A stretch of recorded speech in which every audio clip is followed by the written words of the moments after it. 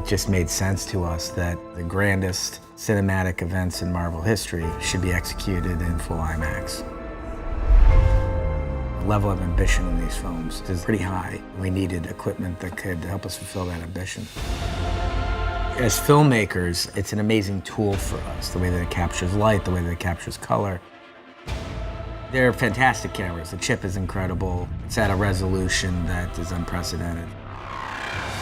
The IMAX screen has a different height than a traditional movie screen. Having that extra verticality gives us a wider range of how we frame and how we shoot these characters. It's just presented on a much grander scale than a traditional movie theater.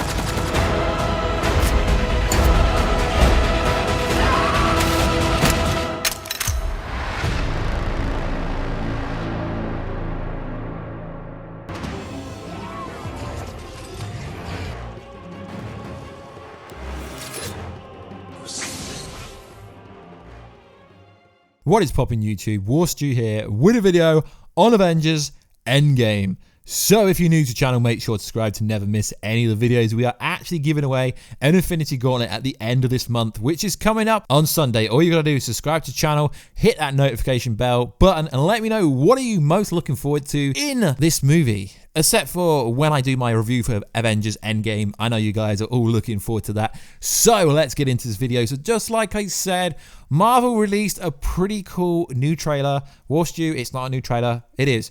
So basically, it's the making of Avengers Endgame in IMAX. So if you've never been to IMAX cinema, what are those? What are you doing? Seriously, IMAX is pretty cool. I went to see a bunch of movies in IMAX, including Aquaman, Into the Spider-Verse, Captain Marvel, and No End. There's not many IMAXs in England, I don't believe. So usually when I watch a movie in IMAX, I have to go down to a media screening for movies generally. But IMAX is pretty cool. Essentially what it is in a nutshell is it's just a much wider screen length and height. It's absolutely humongous, and the colors and everything just looks so much more detailed, more beautiful, more pretty. So it is pretty cool that they are pushing you to watch it in IMAX because it's been shot in IMAX. So realistically, if you don't watch it in IMAX, you are robbing yourself of viewing the movie how the movie is meant to be viewed. So Warstu is telling you, go and watch it in an IMAX if you have one near you, because that's how it's meant to be seen.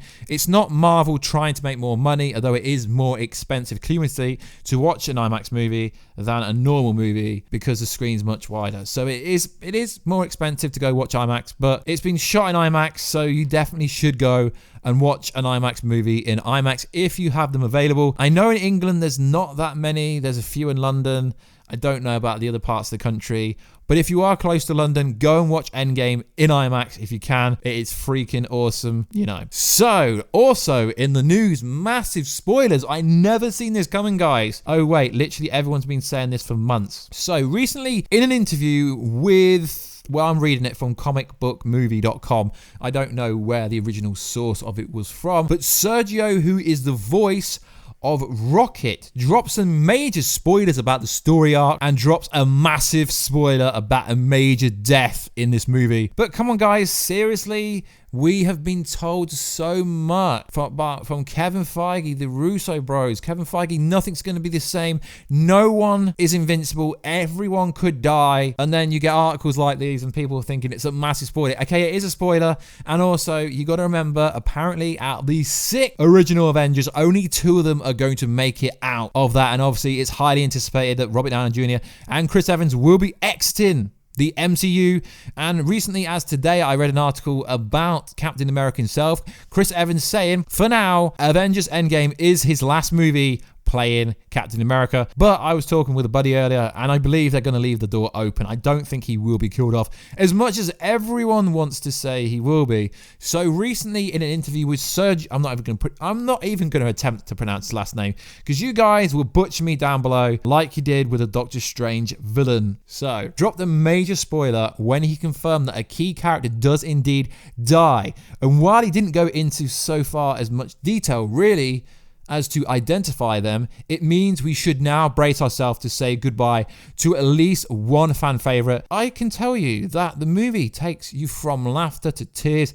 A key character dies. I cannot say more. It's more. I do not know if I've already said more. So yeah, literally what's happening now is the press tour for Avengers 4, aka Infinity War Part 2, is just about to kick off at the start of April. So you're going to be getting literally every single person in the movie giving interviews, but they're very vague. So yeah, massive spoilers. Someone dies, a key character. Well, at this point, literally anyone could be a key character. That doesn't mean like you're saying Iron Man dies, Captain America dies. How about they all die? Because it can't get more extreme than half the universe being dusted. But some people seem to think that dusted doesn't even mean to think that actually means they are dead. They are 100% dusted and not dead. I mean, evidence, okay, Happy Hogan, he's alive, okay, he's alive. He's in Spider-Man Far From Home. Nick Fury's dead. Maria Hill, possibly dead, because we've seen her be dusted. Right, Spider-Man, dusted. Black Panther, dusted. Doctor Strange, dusted. But they've all been confirmed to have sequels. There's Doctor Strange 2 coming, Black Panther 2, Spider-Man Far From Home literally comes straight after. So when everyone says, oh, the dusted people are actually dead, it's like, what? What are you on about? Seriously, guys. Seriously, bros. What are you on about? They're not dead. They are dusted. They're teleported to the quantum realm, from what the Empire magazine actually says. But he did actually say something fairly interesting further down this article. I will link it down below if you guys are that interested. So he said this: while it's hard to imagine the God of Thunder being killed off after a very successful Thor Ragnarok, he added, there are irreversible things, very interesting what happens with Thor. He also teased Rocket having a dialogue scene with an unexpected character. Who could it be? Could it be Kang the Conqueror? Could it be Galactus himself? Could it be Shazam? No. I mean, seriously, it's probably Captain Marvel, to be honest, but it is pretty interesting to hype things up. An unexpected character. Like, Nebula's new BBF is actually Tony Stark, but that was unexpected as well, wasn't it? Well, not really, because they both got stranded on Titan and then ended up in the Banatar. So, I mean, I don't really understand what actors think. I mean, the audience is a lot more smarter, a lot more cleverer. The audience can work out a lot more than like, oh my god, I've never seen that coming. Realistic, you did see it coming. So, speaking of the beloved raccoon, the actor concluded by shedding some light on his story arc. The movie looks intense, good. Rocket is in another state of mind. Rocket is always angry and throwing a bullet, and now Rocket is broody. Moreover, there is a time when Rocket is so sad that he does not care to be told in certain ways that it bothers him that they always telling him. There's definitely a lot to digest in this interview, but definitely a key character is confirmed to die. Come on, guys, it's been confirmed now by literally multiple sources. It's always been a rumor that only 2 out of the 6 original Avengers are going to die. So guys, do me a favor, let me know down below who is going to die. Who could he be talking about? Could he be talking about War Machine? Could he be talking about Hulk? No, because Hulk can't die, can he? Or can he? It gets a bit confusing because there's comic book logic and then there's MCU logic, which doesn't really add up. Why? Because Thor is a god, but Thor can't die. Yet literally a sparkle, a little pinch of thunder to his neck by the Grand Master literally knocked him out. But Thor can't die because he's a god, but Odin died, and Odin was Odin Force and the almighty powerful Odin.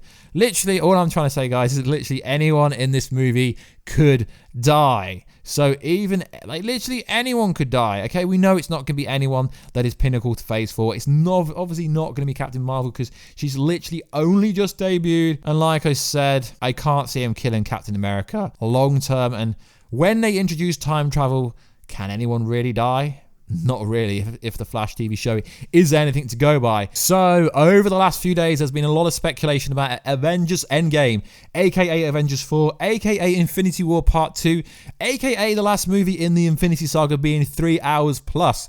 Well, Warstu channel broke this story back in October, literally months ago, before any other publication, any other YouTuber, any other online person. And I was discredited on a very small blog website, I guess you could say. Discredited by loads of people saying, you're wrong, you're wrong, you're wrong. And then literally everyone is reporting, at the moment, the movie is going to be 3 hours and 2 minutes long. ABC has reported it, and a lot of other theaters. But it's not confirmed. But seriously, guys, do you think this movie could be anything shorter than 3 hours? It's like Marvel would never do a 3-hour movie. Did no one watch Lord of the Ring, Return of the King, that was 3 hours and 20 minutes? Did no one watch Titanic? Literally, there's so many movies that are over 3 hours. And realistically, Infinity War, I think, was 2 hours and 45 minutes. So what is an extra 15 minutes gonna do? Absolutely nothing.